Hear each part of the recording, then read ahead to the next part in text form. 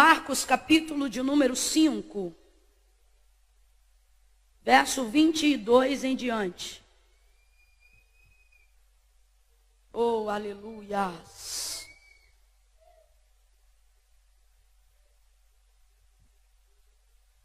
Quem achou, gente? Marcos, capítulo 5, verso 22 em diante. Diga amém. Diz assim o texto. Então, chegou um dos principais da sinagoga, por nome Jairo, o qual, vendo, prostrou-se aos seus pés e rogava-lhe muito, dizendo: minha filha está à morte, rogo-te que venhas e lhe imponhas as mãos, para que sare e viva. Pelo que Jesus foi com ele, e grande multidão o seguia comprimindo. Eu vou repetir de novo. Então chegou um dos principais da sinagoga, por nome Jairo, o qual, vendo, prostrou-se aos seus pés e rogava-lhe muito, dizendo: minha filha está à morte, rogo-te que venhas e lhe imponhas as mãos, para que sare e viva. Pelo que Jesus foi com ele, e grande multidão o seguia comprimindo. E você diz amém. Amém. Nós vamos reproduzir mais uma vez o propósito, a intenção desse congresso. Quando eu contar de 1 a 3, você vai olhar para a pessoa que está ao seu lado e vai liberar a palavra-chave que revela a intenção do propósito ao qual nós estamos aqui. Quando eu disser 3, você vai olhar para ele ou para ela e vai dizer: a esperança. Só no 3, tá bom? No 3, você vai virar e vai dizer: a esperança. Na verdade, vamos dizer: há uma esperança. É 1, é 2, é 3. Libera a palavra, vai. Olhe para ele novamente e diga: está aos pés de Jesus. Você acredita nisso? Oh, aleluia! Oh, aleluia! Aleluia! Aleluia! Aleluia! Glória a Jesus! Glória a Jesus! Glória a Jesus! Cristo em nós, esperança da glória. Aleluia! Oh, aleluia! Como o texto que nós acabamos de fazer menção relata sobre si mesmo, Jairo. Qual é o nome do homem? Vamos embora, gente. Qual é o nome do homem? Jairo. Isso, Jairo era um principal na sinagoga. Uma pessoa identificada como príncipe dentro da sinagoga. Este homem era um maioral, dentre outros homens grandes na sinagoga. Ele tinha o poder de determinar quem sentava na fileira das cadeiras da frente, lugares reservados para pessoas especiais naqueles dias. Ele era alguém que conhecia a liturgia de A a Z.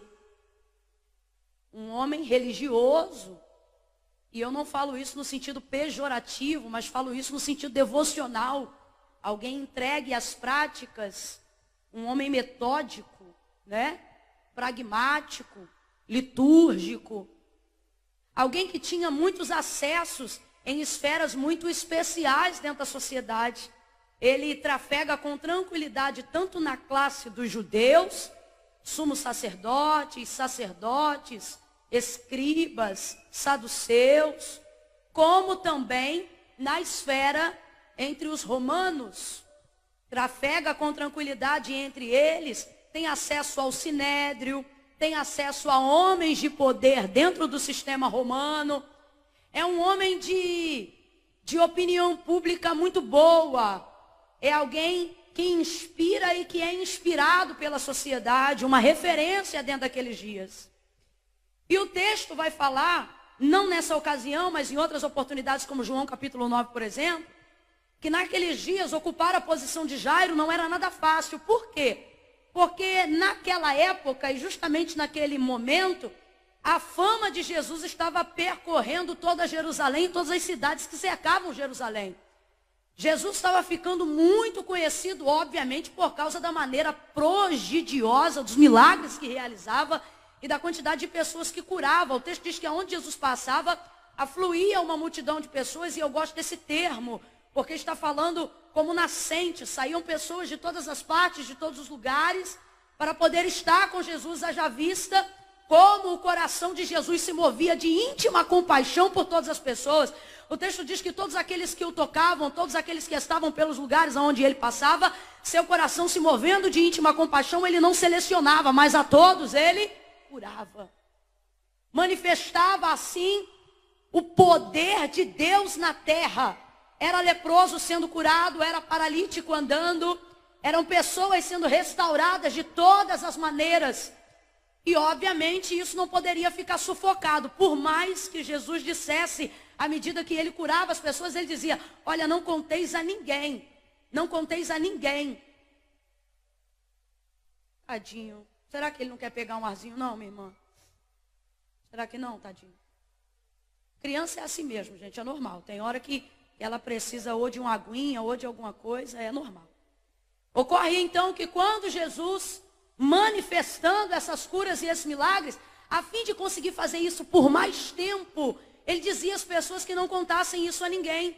Ele dizia: olha, não conteis a ninguém. Óbvio que não era porque ele tinha vergonha do que ele fazia, pelo contrário, ele queria que a manifestação do reino de Deus se desse na terra, através da manifestação desses sinais e maravilhas. Só que Jesus sabia que à medida que a sua fama fosse percorrendo, a sua atuação e o seu poder iria diminuir na escala em que ele poderia fazer isso pelas pessoas, porque iam começar a procurá-lo, para matá-lo, para prendê-lo, para subjugá-lo, para que se cumprisse dele o que dizia a Escritura acerca dele.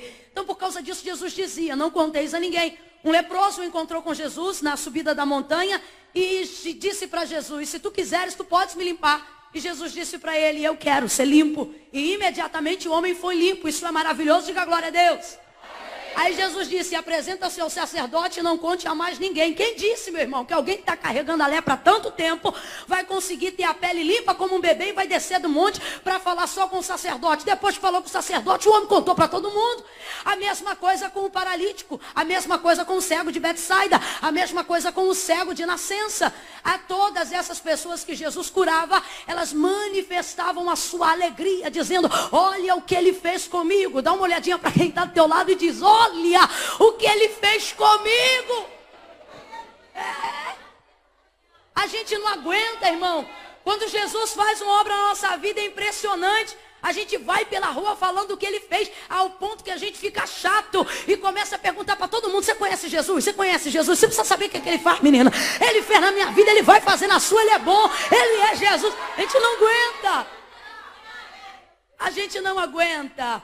E o povo não aguentava. Então a fama de Jesus foi propagando-se, e isso foi diminuindo o seu poder de atuação em larga escala, em razão de ficar conhecido e perceber que o seu tempo estava ficando remido. Então, somente por isso Jesus dizia: não conteis a ninguém. Era uma maneira de Jesus, na incógnita e dentro do que seria impossível, mas dentro do que ele acreditava ser possível, num anonimato, ele poderia alcançar o maior número de pessoas. Mas isso não foi possível. Aquilo se estendeu e todas as pessoas só falavam de Jesus. Jesus que multiplica, Jesus que cura, Jesus que levanta, Jesus que vai na sinagoga, Jesus o Senhor do sábado, Jesus que dá vista aos cegos, Jesus que levanta o filho da viúva de Naim, Jesus que curou a mulher do fluxo de sangue, Jesus que levantou o paralítico do tanque de Betesda, e era Jesus para um lado e era Jesus para o outro. Jesus. E aí os principais da sinagoga, os sumos sacerdotes, começaram a ficar apavorados, porque o povo era com ele. Então vamos lançar um edito, vamos oficializar a coisa. A partir de hoje, segundo João, capítulo 9, todos aqueles que proferirem dizer ser Jesus o Cristo, ou seja, todos aqueles que admitirem a verdade do que este homem professa, porque os sumos sacerdotes acreditavam que Jesus era um charlatão da época e tentaram convencer o sistema romano disso, o colocando contra César. Foi assim que fizeram Pilatos capturá-lo, foi assim que estabeleceu-se a crença na mentalidade de Paulo, que a gente conheceu a princípio como Saulo, a acreditar que Jesus era um charlatão. Então eles propagaram entre si a seguinte coisa: qualquer homem que professar dizer ser Jesus o Cristo será expulso da sinagoga. Eu queria que você entendesse que ser expulso da sinagoga naquela época não é como ser desligado apenas da igreja hoje. Por quê? Porque a religião tinha a primazia de tudo naquela época, de tudo. Eu não estou falando da fé, eu não estou falando do amor a Deus, eu estou falando ao dogma religioso. Aquilo estava sobre todas as coisas. Não pertencer àquilo era como o equivalente a ser excomungado dentro do catolicismo. Uma coisa que há 30 anos atrás impedia até alguém de casar ou de ser constituído dentro de uma família, porque acreditava que tal indivíduo perdia até a sua alma. Eu estou falando destes dias, eu estou falando desta época. Então as pessoas ficavam apavoradas, sobretudo dentro de uma cultura onde o judeu não tem uma denominação, nem mesmo uma religião. Por que João descia as águas batismais tão rapidamente? Os homens que acreditavam ser Jesus o Cristo e se arrependiam dos seus pecados, mesmo sendo filhos de Abraão. Porque se eu dissesse que o judeu tem uma religião, eu estaria me equivocando. A religião do judeu é étnica. Um menino de 7 anos sabe citar a Torá.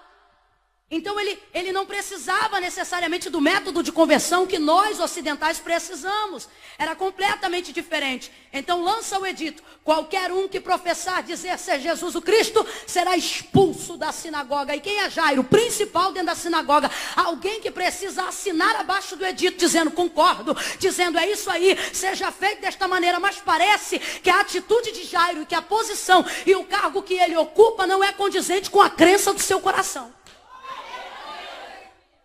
Ou se era, mudou. Se era, foi transformado. Porque tem coisas que hoje nós somos, tem coisas que hoje nós fazemos. Às vezes com uma convicção a gente bate o pé no chão e diz assim, nunca mais. E às vezes Deus olha e diz, falou cedo demais. Circunstâncias que mudam coisas que pareciam imutáveis. Natália contava seu testemunho aqui, ela dizia, eu era tão colérica, e a gente não consegue nem ver isso, porque o mundo vai se acabando, chega a me dar raiva. O mundo vai se acabando, eu digo, Natália está se acabando, e ela diz, calma, vai dar jeito. Isso aí acontece. Porque quando você não está muito crente, você não quer um crente. Você quer alguém para poder se embolar contigo.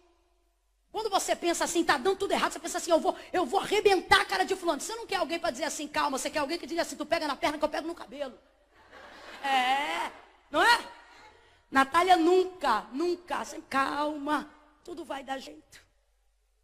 Só que o Senhor cria circunstâncias, situações, que coisas que hoje nós juramos nunca, de repente ficam frágeis como vidro. Então eu não sei se na época que foi lançado o coração dele já cria, mas uma coisa eu tenho certeza, a circunstância fez com que tudo mudasse dentro da casa de Jairo.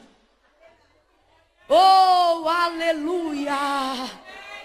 Oh, aleluia! Você tem dito, o inimigo tem me apertado, mas Deus me trouxe hoje aqui para te dizer, aquele que é de Deus o maligno não toca. É o Senhor soprando um vento novo para usar circunstâncias para transformar o nosso coração.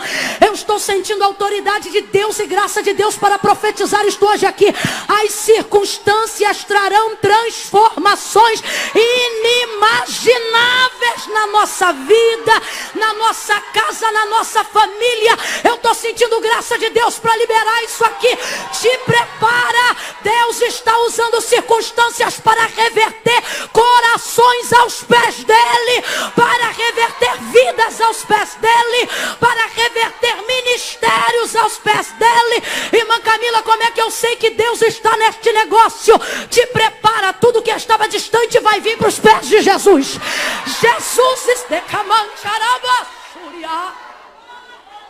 aleluia! Aleluia!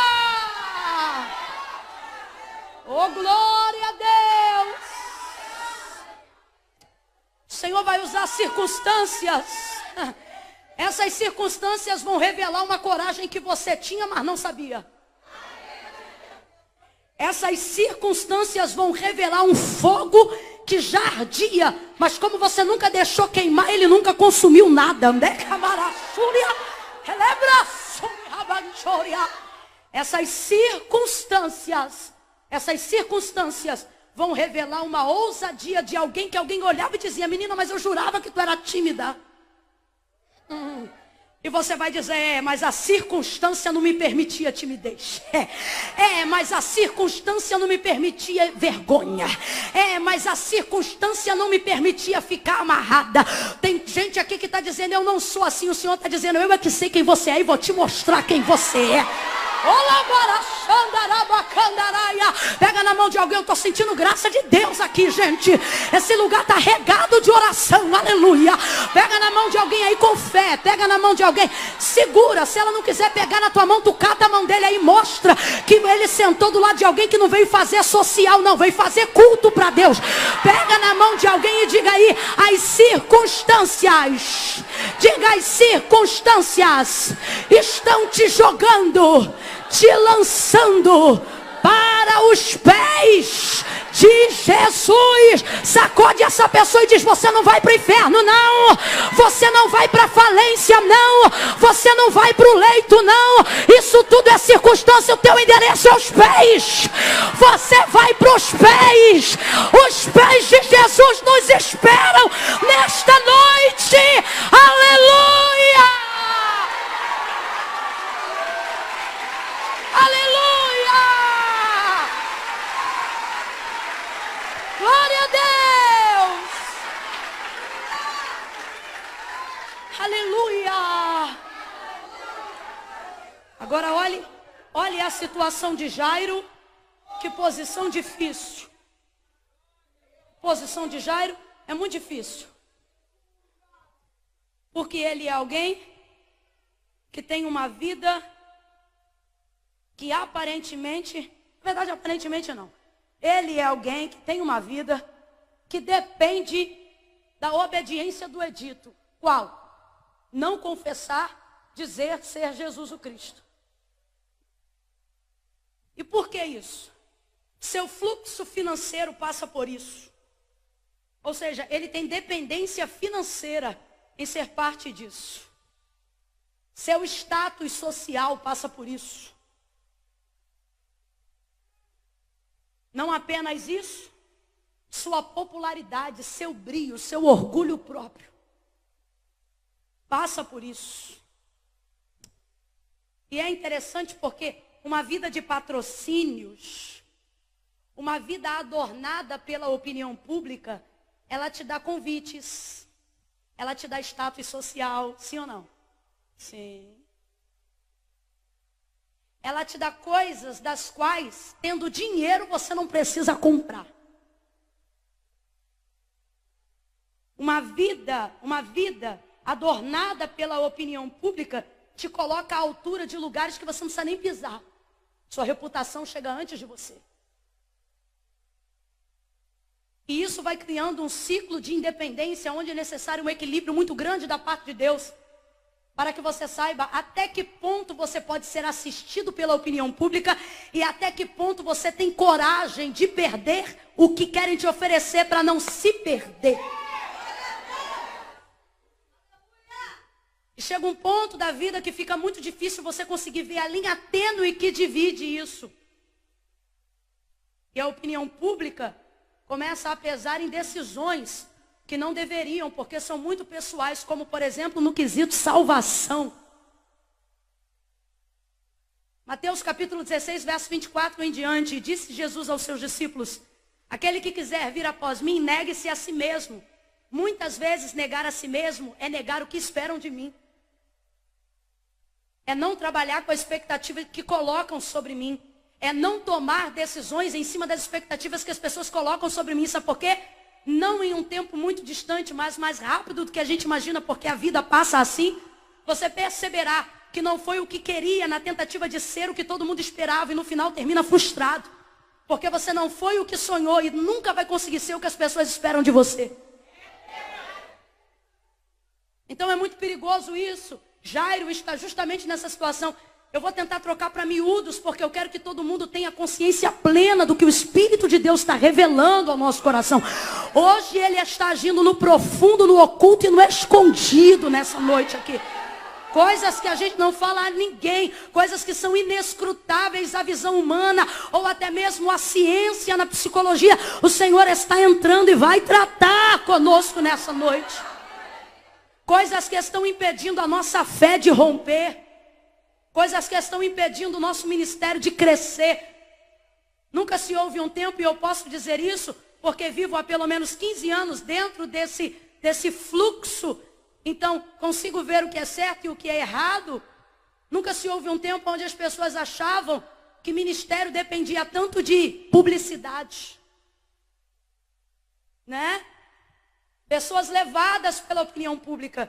Talvez você diga, irmã Camila, qual é o problema de ter um patrocínio? Qual é o problema de ter uma ajuda? Só para você entender, é como se Jairo fosse alguém de muitos seguidores. Jairo fosse alguém que dependesse disso e de que em algum momento da sua vida tudo deveria transitar por isso. Só que tem um problema.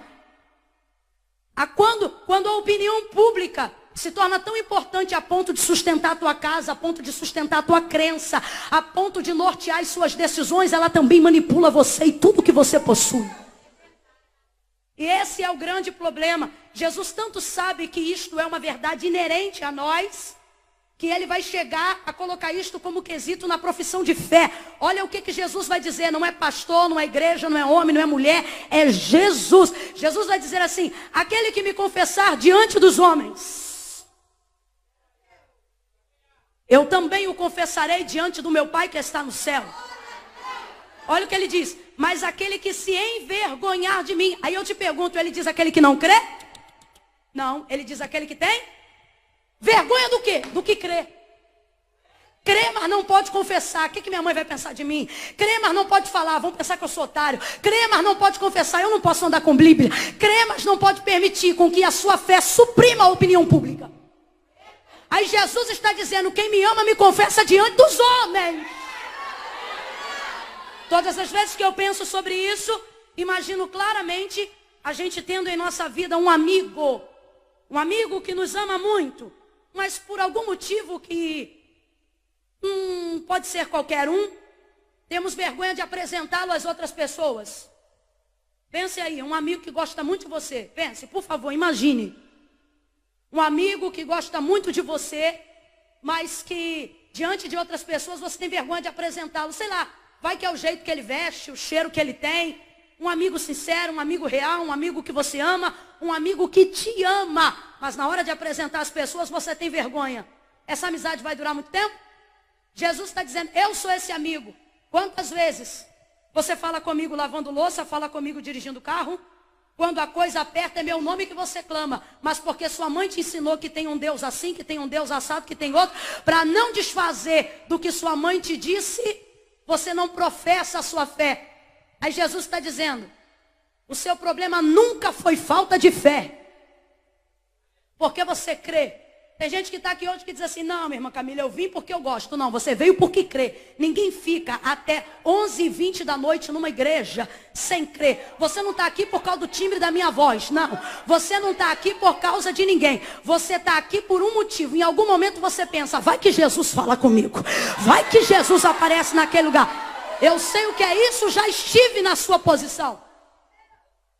Eu sei o que é você vir para o culto, ouvir o apelo, mas ter na sua mentalidade a verdade falada. O que é a verdade falada? Uma coisa que não é necessariamente verdade, mas se torna verdade tantas vezes que você ouve e acredita que é. É tanta gente falando que crente faz lavagem cerebral porque eles não conseguem acreditar numa transformação verdadeira. Que você começa a pensar, ser crente é coisa de otário, servir a Deus é coisa de doido. Ih, tem muita coisa para perder. Vai ouvindo aí. Aí Jesus diz, aquele que me confessar diante dos homens, eu também o confessarei diante do meu Pai que está no céu. Mas aquele que se envergonhar, Jesus é esse amigo que muitas vezes está conosco na hora que a coisa aperta. Tem gente aqui que diz, irmã Camila, eu tenho outras crenças, eu conheço outros deuses. Interessante, quando a coisa aperta, você só lembra do nome de Jesus. Jesus está dizendo, eu sou esse amigo que você conhece. Eu sou esse amigo que você sabe que te socorre de madrugada. Eu sou esse amigo que alguém até diz, ela nem é crente. E o Senhor está dizendo, ela ainda não é salva, mas crente ela já é há um bom tempo. Porque ser crente não faz de você um salvo, mas um salvo torna você um bom crente.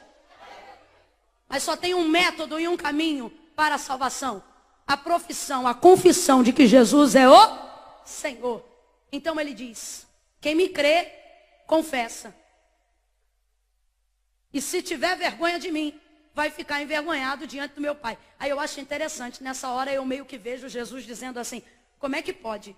Vocês tudo sujo e eu diante do meu Pai dizendo, conheço, conheço, conheço. E eu todo limpinho e vocês com vergonha de me confessar diante de um monte de gente suja que vocês conhecem. Você desculpa eu falar assim, mas é como se Jesus estivesse nessa noite dizendo, quem é que era para estar com vergonha de quem? Mas não, a religiosidade, movido pela opinião pública, vai incutindo na nossa mentalidade a verdade falada de que você não pode se aproximar de Jesus do jeito que você está. Então você primeiro precisa se santificar.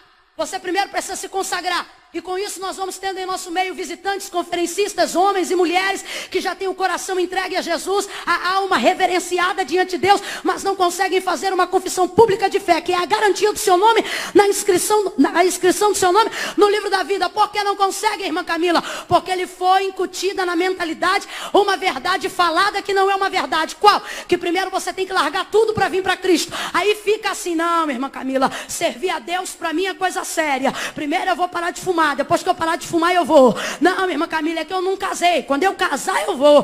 Não, eu não posso ir do jeito que eu estou. Só que isso, meu irmão, nunca Jesus pregou. Quem pregou isso foi o homem. O que Jesus disse foi, venha como estiver, lançando sobre ele todo o vosso jugo, toda a vossa ansiedade, porque ele tem cuidado de vós. Irmã Camila, eu não vou não, porque servir a Deus é coisa muito séria. Eu tenho aí um tico-tico no fubá para resolver. Jesus está dizendo, sem mim nada podeis fazer. Aí você diz, não, para mim é tão sério que primeiro eu vou me resolver, mas nunca resolve. Entra ano, sai ano e você distante dos caminhos do Senhor. O coração palpita, o coração sangra. Quando você lembra de clamar, é o nome dele que você chama. Quando a noite fica escura, é ele que brilha no teu quarto. O Senhor nos livra de tantos temores, mas na hora de confessar a gente quer fugir. E Jesus nos trouxe aqui para dizer, ei, você não vem porque não quer. Você está enrolado porque acha que quem desenrola é você. Mas Jesus está dizendo, não é porque você é sem vergonha que você não vem. É porque ele mesmo disse, sem mim nada. Meu irmão, isso aqui não é linguagem figurada não. É nada mesmo. Jesus está dizendo, comigo você já fica em alguns rolos. Sem mim então você não faz nada. Mas não. Ai, irmã, eu tenho um tico-tico no fubá. Jesus está dizendo, vem, traz o tico-tico. Com fubá eu faço um angu e ainda boto o teu nome no livro da vida. Vem. Movido pela opinião pública, por verdades faladas, criamos uma série de sofismas e uma série de barreiras para uma coisa que deveria ser tão simples quanto é e foi para o ladrão do Calvário. O ladrão que estava à direita de Jesus e que não está mais lá, mas está salvo no paraíso. Diga para mim, quantas ceias ele tomou? Quantos sermões da montanha ele ouviu Jesus pregar? Ele estava na multiplicação dos pães e dos peixes, viu Jesus andar sobre as águas, presenciou a cura e algum milagre que Jesus manifestou, esteve na sinagoga, sentou-se à mesa na celebração da ceia. Não, mas olhando para Jesus disse, Senhor. Qual foi a primeira palavra que saiu da boca dele? Só que ele falou isso diante dos carrascos, falou isso diante do outro ladrão, falou isso diante de Jesus. Que é isso? Confissão pública de fé. Senhor. O Senhor aqui é com S maiúsculo. O que ele está dizendo? Ele está dizendo, eu não estou te chamando de Senhor por respeito. Eu estou reconhecendo que tu és o Senhor. Senhor, filho de Davi. Tem misericórdia. Oh, meu Deus. Bartimeu fez o mesmo clamor. Mateus capítulo 15, 21, a mulher cananeia fez o mesmo clamor. Bartimeu em tese não podia clamar, a cananeia também não, mas da boca de todos eles há uma profissão em comum que os torna iguais, mesmo diante de todas as suas diferenças. Senhor. Ele olhando para Jesus disse: se possível for, lembra-te de mim quando entrares no teu. A 1 milésimo de segundos antes de proferir essa expressão, ele era réu do inferno, condenado aonde João disse que viu, aonde o fogo não apaga e o verme não morre, aonde há um lago de enxofre. Se você está achando que o inferno é aqui, te prepara, porque não é não. Que Deus continue levantando os pregadores de céu e inferno para parar com essa abobrinha de dizer que céu e inferno é aqui. Não é não. Há o limbo de Apolion e a nova Jerusalém que de Deus descerá adornado. Isso aqui é a terra. O céu existe e o inferno também. E Jesus quer dar livramento a alguém nessa noite aqui. Aí, irmã Camila, eu não tenho o que escolher. Tem sim. Isso aqui é igual voto em branco. Se você vota, você tem que votar nulo. Porque se você vota em branco, o partido que tem maioria de votos recebe seu voto como pontuado. O que isso significa? O Senhor está dizendo: céu e inferno é escolha. Ele já te deu o céu, mas você tem que decidir para lá. Senão, o diabo escolhe para você. A 1 milésimo de segundos antes de proferir esta palavra, este homem era réu do inferno. Por causa dos seus delitos, seus crimes e suas obras, porque eram más. Mas porque abriu a boca e disse: Senhor, eu nunca vi uma conversão tão rápida. Jesus olhou para ele e de vez de dizer réu, de vez de dizer criminoso, porque era o que ele era, sim ou não? Não, quando ele abre a boca para dizer Senhor, querendo a salvação, Jesus abre a boca, olha para ele e diz: filho. Jesus disse o que, gente? Jesus disse o que, gente? Filho. Ainda hoje, para de jogar o seu ministério para a semana que vem. Para de jogar o sucesso da sua vida espiritual para final do ano em culto de virada. Para de deixar para depois a sua vida santa. Jesus está dizendo para nós, num campo profético, com a mesma autoridade e senhorio que liberou sobre a vida daquele homem, filho ainda. Jesus está dizendo: quem está querendo marcar comigo para ano que vem é você. Eu te quero hoje. Eu estou disposto agora. Agora.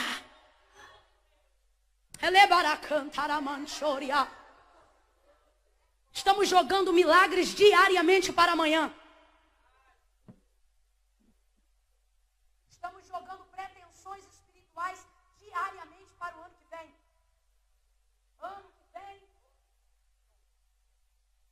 Ano que vem eu vou ser. Daqui a um mês eu farei. E Jesus está dizendo: eu fui na cruz para te dar garantia de hoje, não de amanhã. Oh, aleluia. A cruz não foi para o seu amanhã. A cruz foi para o seu hoje. Lhe digo mais. O sacrifício se evidenciou quando Jesus estava na cruz, mas para que o nosso presente fosse garantido, o texto diz que o cordeiro já estava preparado antes da fundação do mundo, para que nós tivéssemos a garantia do hoje. E eu acho muito propícia essa palavra, porque nunca antes decisões tão importantes acerca da nossa vida emocional, acerca da nossa vida espiritual, foram norteadas por causa de opinião pública, por causa de curtidas, do que pensam da gente, do que acham ao nosso respeito. Quantas confissões públicas de fé, quantas libertações deixando de ser vividas, quantas experiências deixando de ser sentidas, porque a gente está preocupado com gente que não paga a nossa conta, não bota comida na nossa mesa, não enche a nossa vida de alegria. Não nos dá alegria verdadeira. Pegue na mão de alguém: eu estou sentindo a ousadia do Espírito Santo para entregar essa mensagem. Sacode ele e diga: hoje vai aos pés. Diga: vá aos pés. Diga: vá aos pés. Hoje o batismo do Espírito Santo é para hoje. Teu ministério é para hoje. A graça foi revelada para hoje. Jairo, Jairo!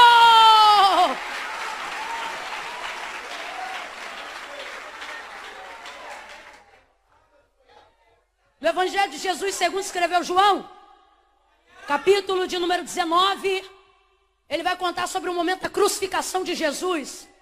E 2 homens deixaram de fazer a confissão pública de fé. Um deles chamava-se José de Arimateia e o outro chamava-se Nicodemos. Eu gosto da especificidade da colocação de João no contexto histórico. Olha como é que João diz acerca deles dois. Todo mundo foi embora porque não tinha mais nada que fazer. Os judeus precisavam correr porque era grande a preparação daquele dia por causa do sábado. O judeu não se prepara no sábado para o sábado. O judeu se prepara para o sábado a partir das 6 horas da noite da sexta-feira do dia anterior. Jesus foi crucificado numa sexta-feira. Quem lembra, diga amém. E porque já se aproximava às 6 da noite, era necessário que todo mundo corresse, porque depois das 6 judeu não fazia mais coisa nenhuma. Vai embora todos os amigos de Jesus, vai embora todos os discípulos de Jesus, que já estavam ali próximos, mas não podiam fazer nada. Até a sua mãe precisa deixá-lo. O abandono é tão grande que nem o pai se virou para vê-lo. O texto diz que todos vão embora, e quando ele está ali sozinho, e alguém pensa, não há mais esperança nenhuma, veio então o carrasco com um pedaço de madeira. Por quê? Porque os corpos não podiam ficar expostos no madeiro. Os judeus disseram, olha, amanhã é sábado, como é que isso aí vai ficar exposto? Isso aqui abre um parênteses, uma mensagem de outro dia. É gente que se guarda da santificação querendo matar o outro. Eu me lembro que quando entregaram Jesus a Pilatos, Pilatos disse assim, julga ele segundo a vossa lei, porque ele não é romano, ele é judeu. Aí eles disseram assim, na nossa lei não pode matar, como a gente quer que ele morra, julga você. É o tipo de gente que diz assim, eu não mato, mas manda matar, né, miserável? Outro dia eu vim pregar isso aqui. Aí, agora a mesma coisa vai acontecer. Não querem os corpos no madeiro, então precisa tirar. Nenhum criminoso, segundo o sistema romano e segundo a lei de César, tem direito a sepultamento, porque sepultamento revela homenagem à última dignidade. E segundo a lei de Roma, criminoso não tem dignidade, então joga na vala. Por que o Monte Gólgota é conhecido como Monte da Caveira? Porque era ali que se lançavam os corpos, entrando em estado de putrefação, até que virassem cadáveres, cujos ossos ficavam expostos, as aves de rapina comendo, e era isso que queriam dar a Jesus. Veio então um carrasco com um pedaço de madeira, arrebenta do primeiro, ele depende do madeiro e cai, rasga a mão, rasga o pé e vai para o chão. Fazem a mesma coisa com o da esquerda, quebram-lhe as pernas, ele depende por causa do peso do corpo, já não tem sustentabilidade, perna quebrada, rasga a mão, rasga a pé e vai no chão, joga na vala. Aí o texto diz que João ficou lá olhando. Eu imagino o desespero de João.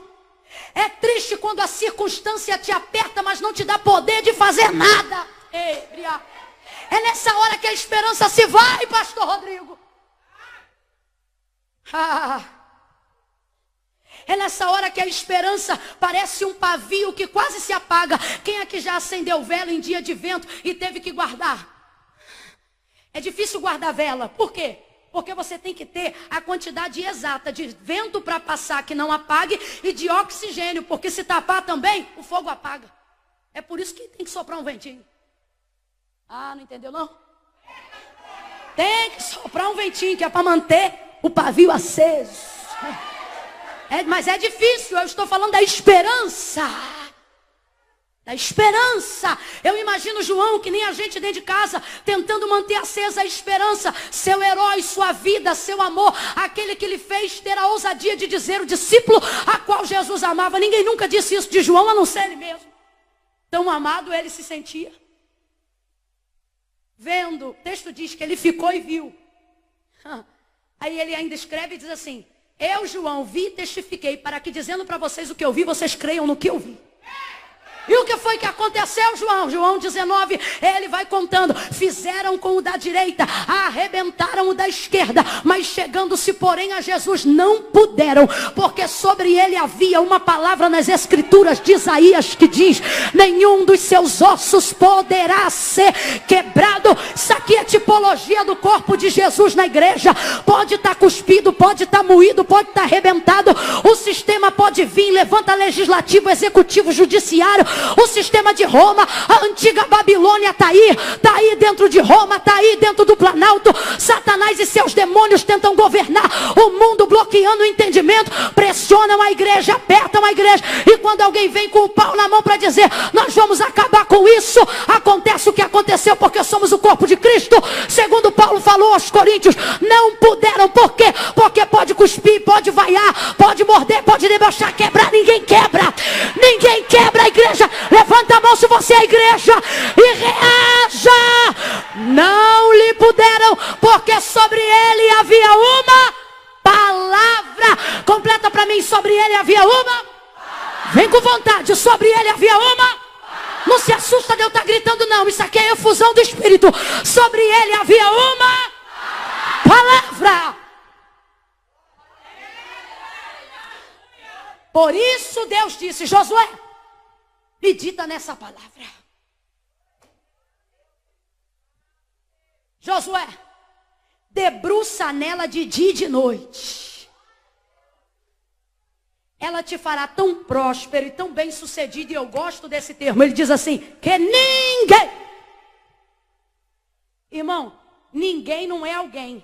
Ninguém é generalizado. Ninguém é ninguém. Vez ou outra tu vem para um culto vazio e alguém diz assim, como é que foi o culto? Aí você diz, ninguém foi. Mentira, tinha alguém lá. O que o texto está dizendo é ninguém. Ninguém não é alguém pouco, ninguém é ninguém. Ninguém te poderá resistir. Todos os dias da sua vida, como fui com Moisés, serei contigo. Sabe o que eu acho incrível? Quando o Senhor levanta a igreja, ele diz assim, presta atenção que eu não esqueci de Jairo não, fica ligado. Quando o Senhor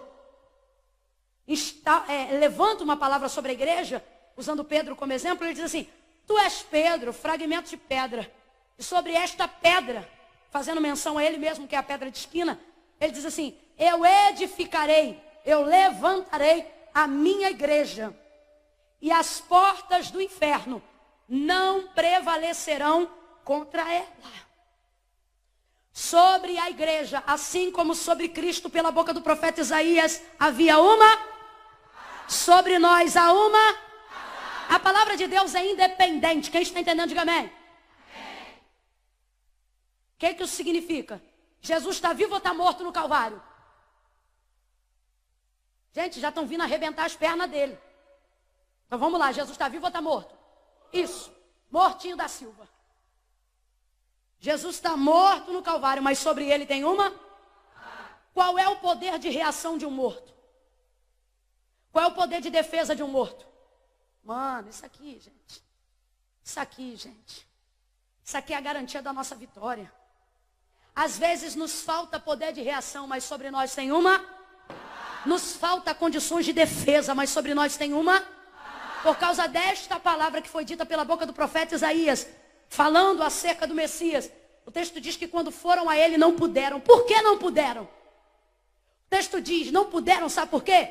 José de Arimateia foi a resposta do que o Senhor usou para profetizar na boca de Isaías. Por que não puderam? Porque o carrasco era espiritual e na hora sentiu medo? Poderia ser, mas não foi o caso. O texto diz que não puderam porque José de Arimateia estava lá. Como? Com um documento assinado por Pilatos, pedindo o que? Um corpo que só podia fazer com gente que era parente. Mas Jesus não era parente de José de Arimateia. Mas quem era José de Arimateia? Um camarada que tinha acesso. Um principal, alguém que tinha trânsito no sinédrio, alguém que estava entre os senadores e parlamentares romanos. Quem é José de Arimateia? José de Arimateia é alguém que conhecia o edito, que se alguém professasse dizer ser Jesus o Cristo, deveria ser expulso da sinagoga, deveria ser excomungado da cultura judaizante. Ele sabia de tudo isso. E quando você pensa, eu imagino João querendo fazer, mas não podendo, amando fazer, mas não podendo, desejando salvar o corpo de Cristo e a sua dignidade, mas não podendo. Eu imagino João vendo quem chegar. José de Arimateia. Não toca no corpo desse homem não, ele é meu, está aqui o documento. Pilatos me deu, porque o texto diz que ele requereu o corpo de Jesus a Pilatos, e isso se fazia de maneira documentada. Pediu o corpo. Quem a gente menos espera vai cumprir uma palavra que Deus disse antes. Eu vou falar de novo.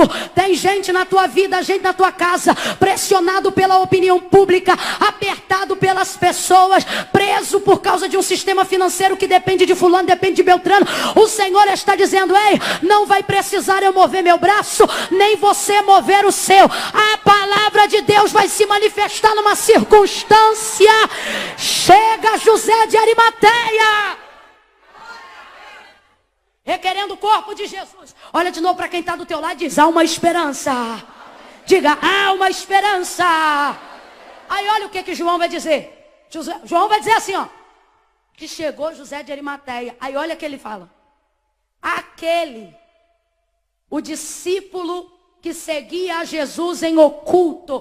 Por que João diz discípulo? Me parece que tem alguém aqui que já estava patrocinando o ministério de Cristo. Me parece que tinha alguém aqui que já estava dando oferta oculta. Me parece que tinha alguém aqui que não podia estar no culto, mas quando alguém voltava, perguntava: como é que foi? Me parece que tem alguém aqui que não podia estar na vigília, mas ficava doido para alguém ter internet para dizer: bota live, porque eu não posso ir, mas quero ver o que está acontecendo. Porque João diz: era discípulo, mas seguia em oculto. Aí o texto diz: por quê? Porque temia os judeus. Deixa eu te falar o que é temer os judeus. Temia o que iam dizer. Temia o que iam fazer. Vou falar bem rasgado. Temia a empresa quebrar. Temia as ações descer. Temia a popularidade cair. Temia os votos perder. Mas o coração está ficando apertado. Por quê? Porque tem João, tem Maria, mas ninguém pode fazer nada. E ele?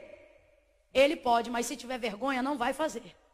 Só que a coisa ficou apertando de uma tal maneira que José de Arimateia chega para dar dignidade ao corpo de Jesus. Aí você diz: como é que pode? Não andou com ele, não comeu com ele, nunca teve nenhuma cruzada, chegou no fim. Esperança é assim. Tem gente que não chega durante, mas Deus já preparou para chegar depois. Chega José de Arimateia e a gente olha e diz assim: mentira. José de Arimateia. Olha para quem está do teu lado e diga: difícil, hein? Natália usou um termo aqui que falou, né? Difícil, né? Era a mais difícil, ou o irmão era difícil, alguma coisa assim. E aí ela falou isso e eu lembrei: José de Arimateia, difícil. O Senhor está dizendo: eu vou começar pelas coisas difíceis, que é para não te chocar muito. Por quê? Porque as difíceis já chocam bastante. Quem é José de Arimateia? José de Arimateia é aquela pessoa que se preocupa tanto com o que está ao redor, que você pensa: esse nunca vai confessar Cristo. Esse nunca vai chegar. Aí daqui a pouco você está num culto, quem vem chegando? José de Arimateia. Aí você diz: difícil. O Senhor está dizendo: não se impressiona não, que o impossível vem logo atrás. Quem é ele? Nicodemos. Olha para quem está do teu lado e diz: Deus começou com difícil, mas vai terminar com o impossível. Quem recebe essa palavra profética, Deus te trouxe hoje aqui para dizer que a tua esperança vai ver o difícil se mover e o impossível acontecer. Chega José de Arimateia. Deus está me dando graça para dizer: o teu José de Arimateia vai chegar depois. Chega José de Arimateia e logo em seguida quem vem? Nicodemos. De Nicodemos, João não tem nem coragem de chamar de discípulo. João diz: aquele que viu Jesus de noite. Só que ele vem carregando uma saca como se fosse uma efa de farinha, de 10 quilos de farinha. Mas não são 10 não, são 34 quilos de mirra e de aloés.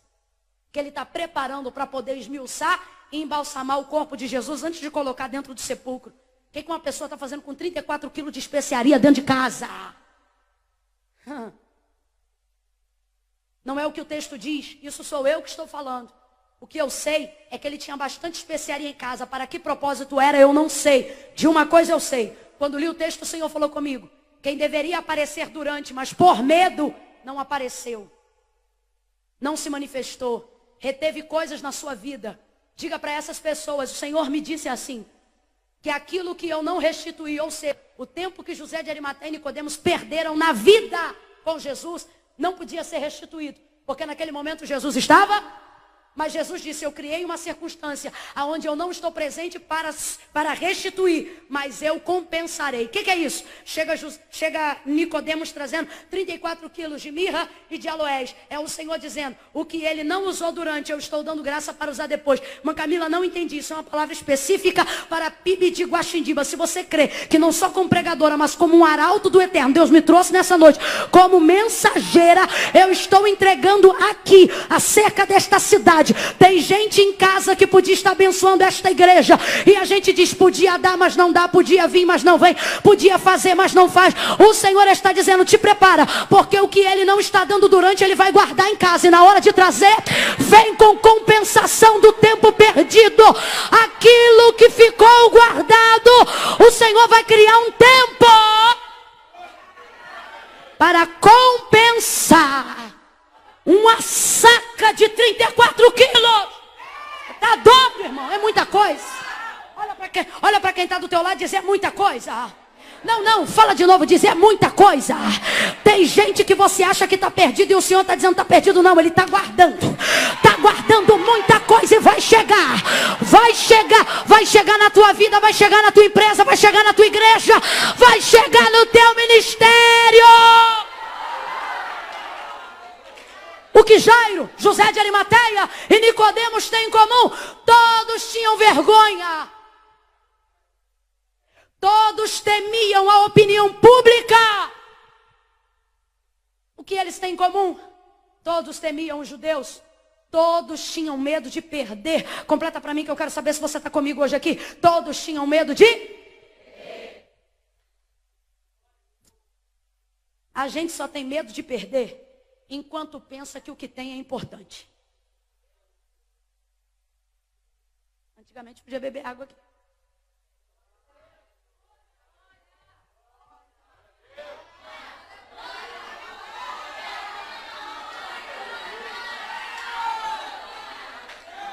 Glória a Deus, nada mudou.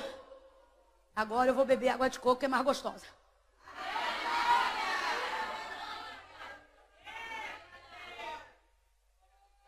A gente só fica apavorado com medo de perder, até perceber que o que a gente julga ter não é mais importante.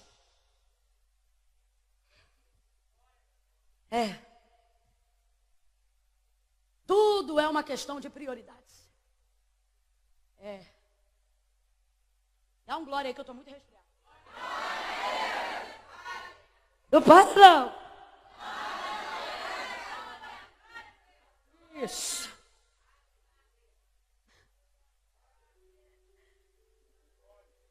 Tudo é uma questão de prioridades. Tudo. Eu posso chegar para você e dizer assim, vamos supor que você está com uma unha bonita, daquelas caras de porcelana. 35 conto cada unha.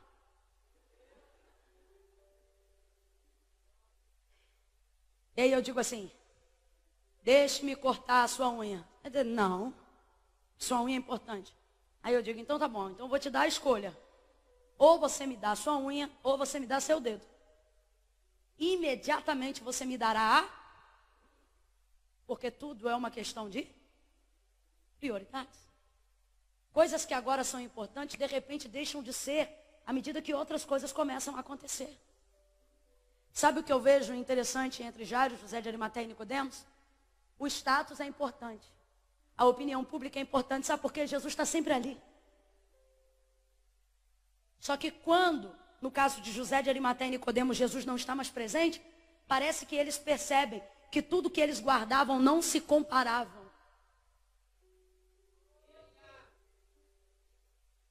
A perder a presença de Jesus definitivamente, porque eles não sabiam que Jesus ressuscitaria.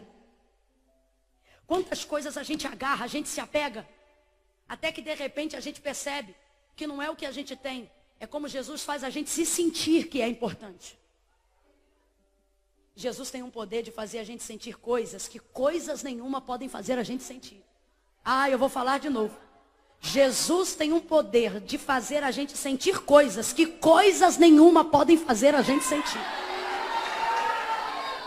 Ele tem um poder incrível disso. Jairo, tudo isso é importante para você?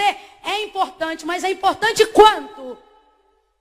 É importante até que a minha filha não esteja à morte. A opinião pública pode te dar muita coisa.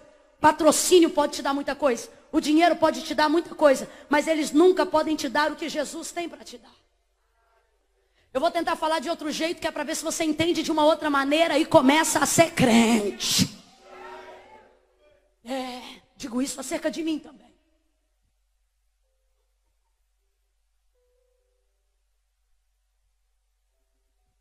A opinião pública pode te dar convites. Só Jesus te dá acessos.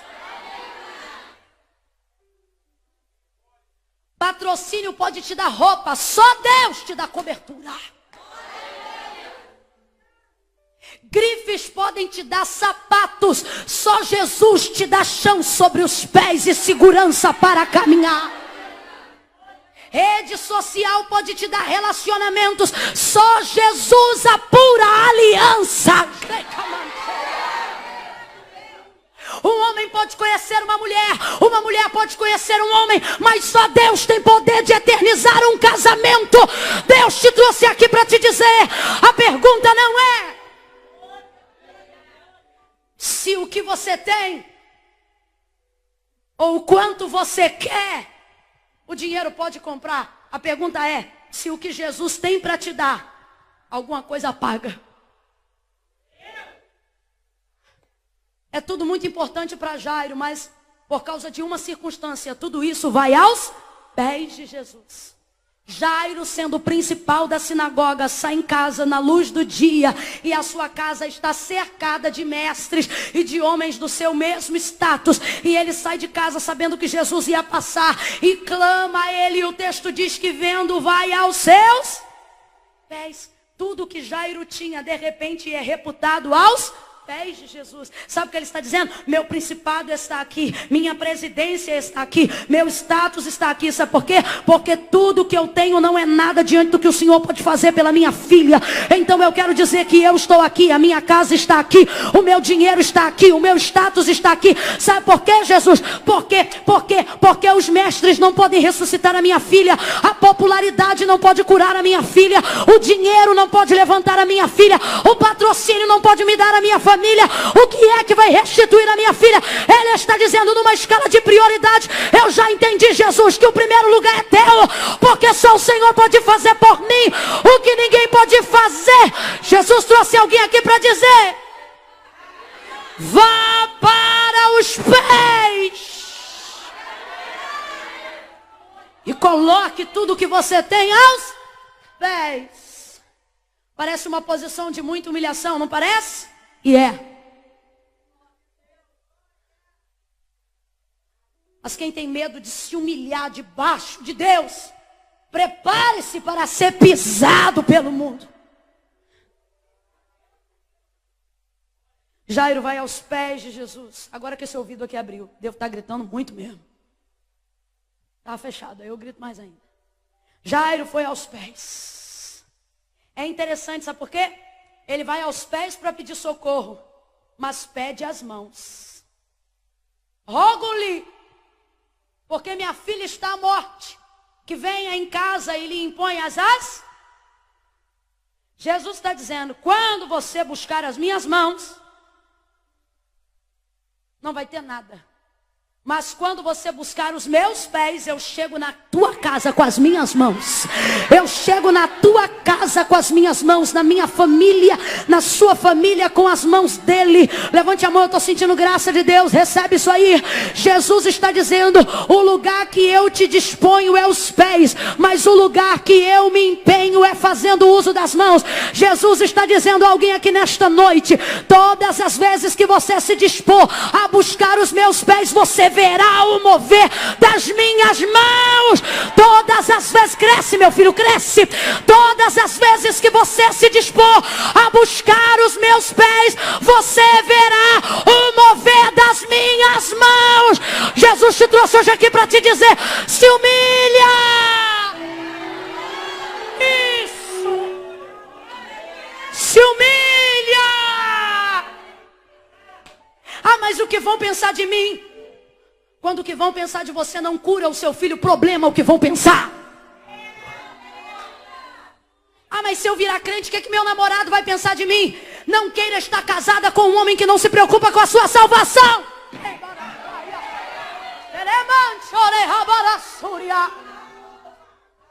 Helena Tanuri tem uma frase muito forte, eu já caminho para concluir. Ela disse uma coisa que eu nunca mais esqueci, nem ouvi da boca dela, mas de outra pessoa que citou a sua autoria, que dizia assim: pare de revirar os bolsos de Deus enquanto Ele te abraça. Eu me lembrei daquela visão de criança, quando meu pai chegava do mecânico e trazia nos bolsos balas, babalu, chocolate. E aí na hora que ele vinha me abraçar, eu já dava uma tateada. Eu já percebia, sempre tinha alguma coisa. E eu falei, Deus, isso é verdade. Quantas vezes desprezamos o afeto de sua presença em prol daquilo que Ele pode nos dar. E aí o Senhor falou comigo, nos meus pés não tem bolsos. Ele disse, nos meus pés você revela o quanto você precisa. Aí quando eu olho para a palavra de Deus, eu percebo que ninguém saiu de mãos vazias quando se derramou diante dos pés de Jesus. Eu não estou dizendo de usar isso como válvula de escape. Ah, então já sei, a simpatia é buscar o pé. Não, eu estou falando de intenção. Jairo vai aos pés. Aí ele diz assim, rogo-lhe que imponha as minhas mãos. Jesus diz assim, Jesus não diz nada. O texto diz assim, e foi com ele. O que é isso? Jesus já decidiu por Jairo, sim ou não? Sim ou não? E foi com ele. Só que no caminho a mulher do fluxo de sangue tocou em Jesus e Jesus quis saber quem tocou. Isso aí deu aparentemente uma parada no processo de Jairo. Aí parece que, está protelando o meu milagre. Jesus está dizendo, não, aquilo que eu decidi fazer na tua casa é tão grande que no caminho eu já estou executando. Jesus de Nazaré. A bênção na tua casa é tão grande que a caminho de lá Jesus vai curar quem está no meio. Jesus vai salvar quem está no meio. Pare de reclamar do tempo da espera. Jesus está alargando a extensão do milagre. Jesus está alargando a extensão do milagre. Jesus está alargando a extensão do milagre. Aí enquanto isso acontece, o tempo passa, óbvio, e aí aqueles que estavam na casa de Jairo chegam diante dele e dizem assim, não importune mais o mestre, a tua filha morreu. Quando Jairo saiu de casa, a menina estava doente, mas quando ele agora encontrou Jesus e está para voltar, aqueles que estavam em casa voltam e dizem, deixa o mestre, e a menina morreu. Jairo não diz nada, quem responde por ele é Jesus.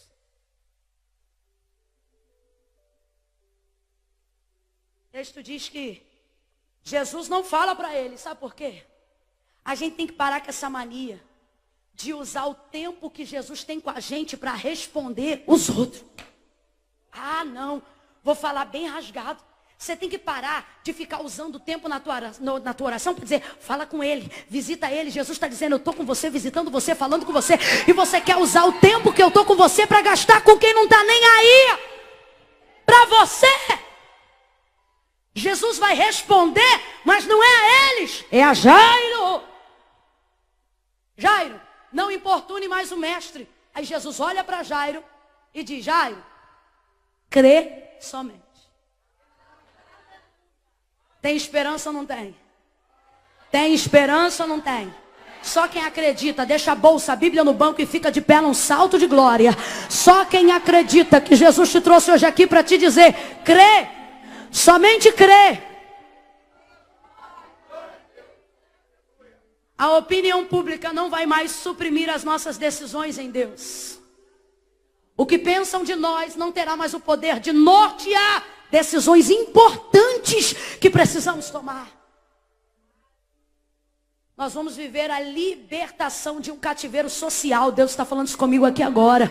Eu vou repetir de novo. Nessa noite, nós vamos viver a libertação de um cativeiro social. Eu vou falar de novo. Nesta noite, nós vamos viver a libertação de um cativeiro social.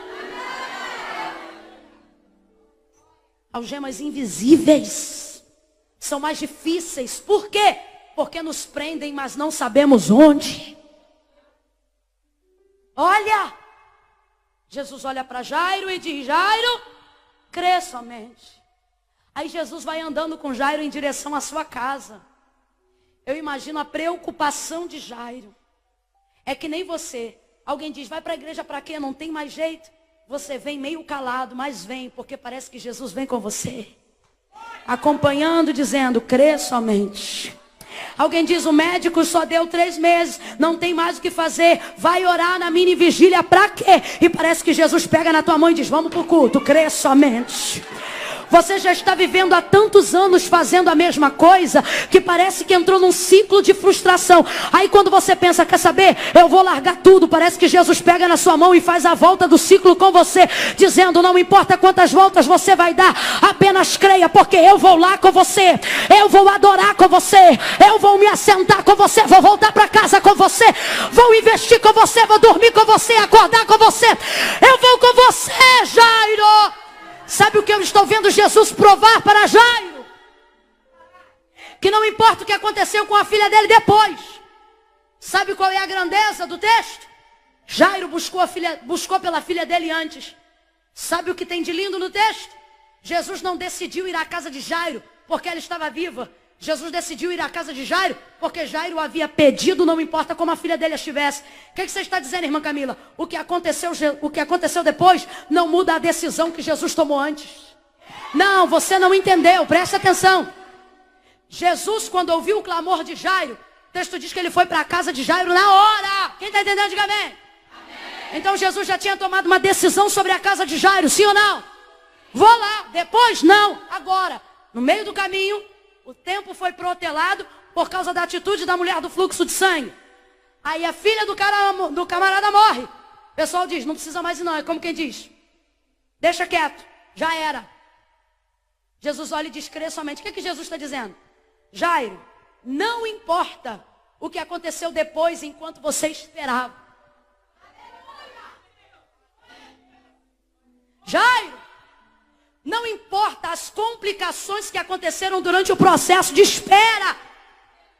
Irmão, normalmente durante o processo de espera, aquilo que está ruim tende a ficar pior. Aquilo que é difícil começa a ficar impossível. Aquilo que é ruim vai ficando irresistível. Só que eu vejo um Jesus decidido ir à casa de Jairo antes de ter o tempo da espera da mulher do fluxo de sangue. O que é que Jesus está dizendo? Jesus está dizendo: não permita que o que está te acontecendo depois te faça esquecer que eu já tinha tomado uma decisão antes lá com você. Eu já tinha decidido: ei, pastor Rodrigo, não importa o que aconteça de dificuldade nesse ministério, nós precisamos lembrar o que Jesus nos disse antes. Não importa o que aconteça na sua vida depois, no tempo da espera até que uma promessa se cumpra. Jesus te trouxe hoje aqui para te dizer: fica com a decisão que eu tomei antes. Eu disse que ia contigo. Eu disse que ia contigo. Eu disse que ia contigo. Você acha que Jesus está voltando para chorar a morte de Talita? Claro que não. Jesus volta 4 dias depois a Lázaro. Chora, mas o ressuscita.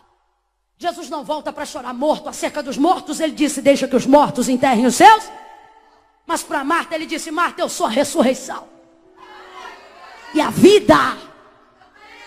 Aquele que crê em mim, ainda que esteja morto, ele vira para Jairo e diz: crê somente. Aí vai caminhando com ele. Quem está entendendo isso, diga amém. Eu não quero que você esqueça disso hoje.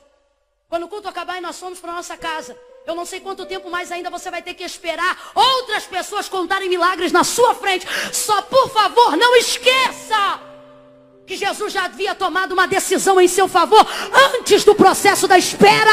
E ele não vai mudar de ideia por causa do que está acontecendo agora.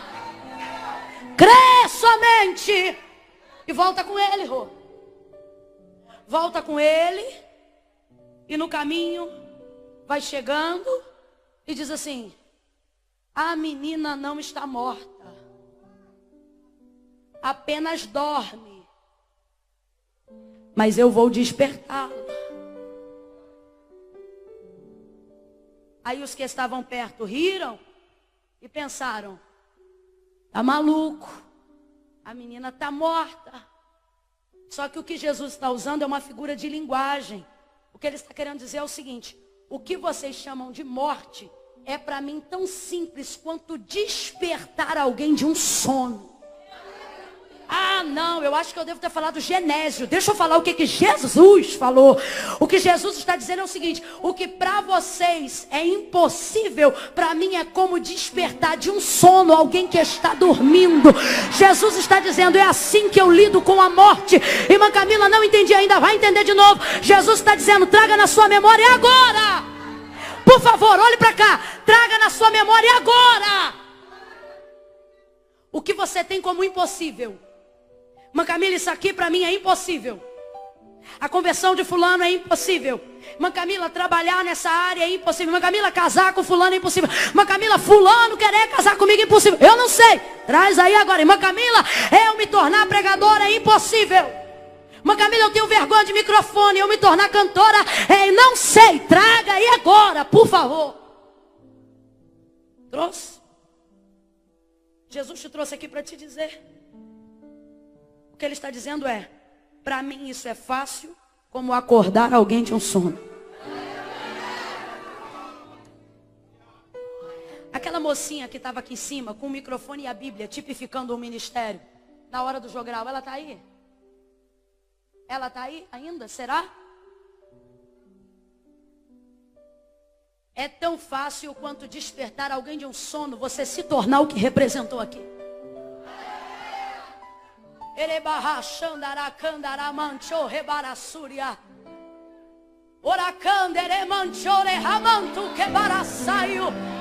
Você ministrará. Eu não sei se será uma vez, eu não sei se fará isso por toda a vida. Eu sei que será um marco na sua história.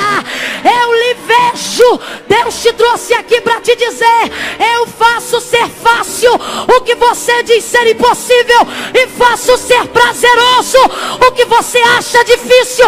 Recebe isso. Como é o nome dela? Como é o nome dela? Prega, Ingrid, ministra, Ingrid. Seja cheia do Espírito, Ingrid. É fácil, é fácil, é fácil, é fácil, é fácil para Jesus, é fácil.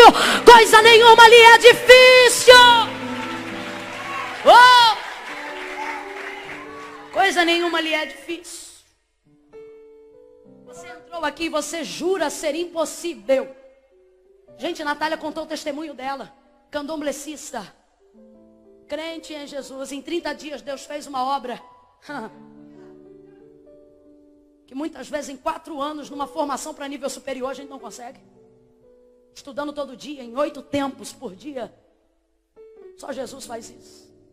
Tem gente na tua casa que você diz, é impossível. Jesus está dizendo, já estou indo lá acordar ele.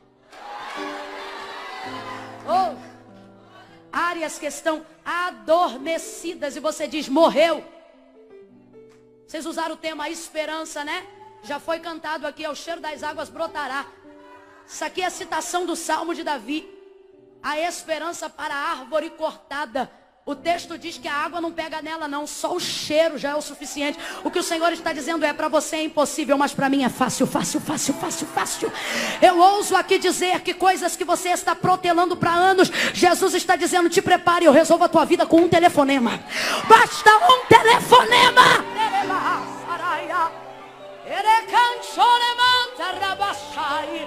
Carol Tauber, hoje Deus está respondendo uma oração específica acerca do teu ministério, aonde tu disseste, Deus, se é de verdade para eu me dedicar a isto, faz comigo o que o Senhor ainda não fez.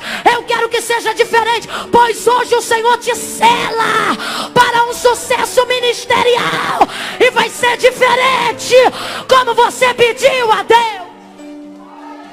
Oh meu Deus, se a bateria estivesse aí, Deus habita no meio dos louvores. Deixa ele ser adorado, vai. Pode ir com vontade. Deixa o nome de Deus ser glorificado. Deixa a nossa adoração subir. Adore, adore, adore. Oh, pode ir no espontâneo. Aqui não é só eu não. O Espírito Santo está em mim, está nele, está em vocês. Deixa Deus ser adorado. Vamos glorificar ao Deus das coisas fáceis.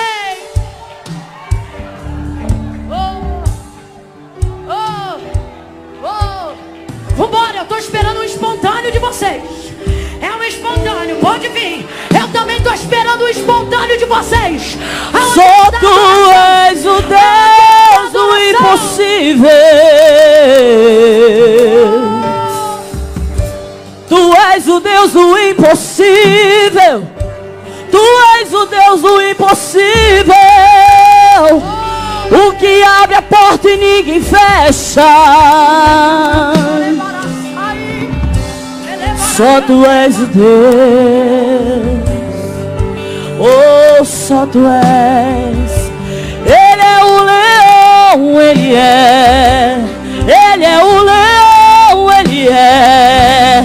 Ele é o leão. Ele é o leão da tribo de Judá. E ele é o leão da tribo de Judá. Ele tem a chave, ninguém fecha.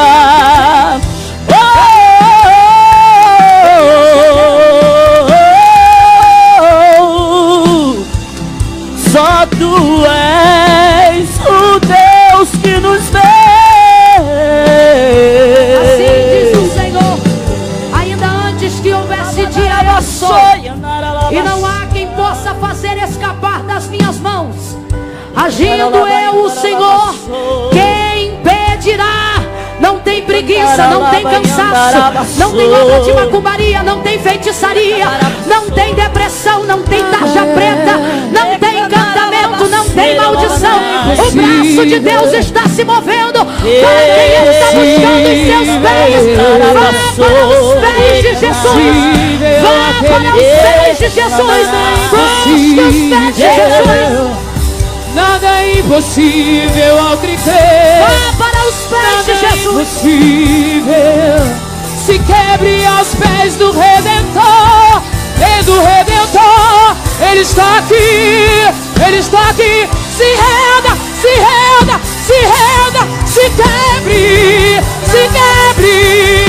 O Redentor está aqui. Se quebre.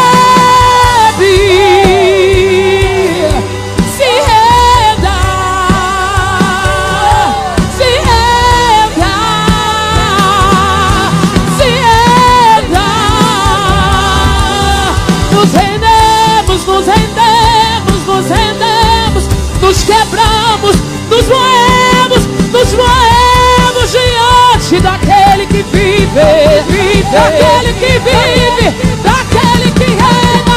Ele está aqui, ele está aqui, ele está na casa, ele está na casa. Levante a sua mão, relaxa diante dele, adore diante dele.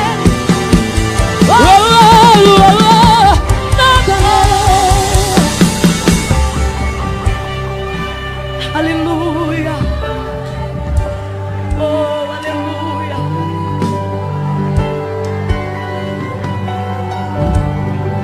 Você diz é impossível. E o Senhor está dizendo é muito fácil.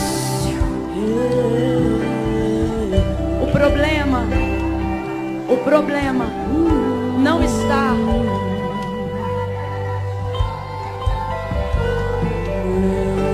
em aonde buscamos.